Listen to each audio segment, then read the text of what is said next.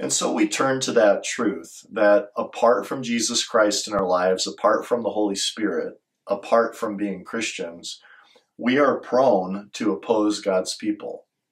We oppose God's people. And we see one example of that in Acts 17, verse 32. When they heard about the resurrection of the dead, some began to ridicule him, but others said, "We'd like to hear from you again about this." So in this verse, the Apostle Paul is being ridiculed. But then in your own words, more broadly, how do non-Christians oppose God's people?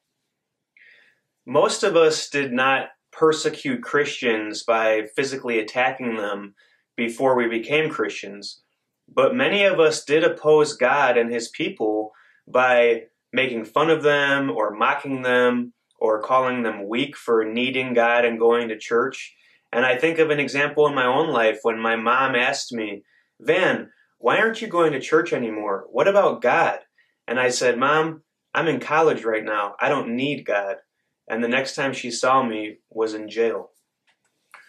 Yes, so God have mercy on each of us. Again, apart from Jesus Christ, we have this tendency to oppose what God values. And Ben, I think it's always been that way from the very beginning.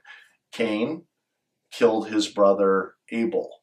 And that's an interesting way to think about human history. There are people who please God and walk with God by faith, and there are people that oppose God and therefore oppose God's people. And again, apart from the intervention of the Holy Spirit, that's exactly what each of us would do.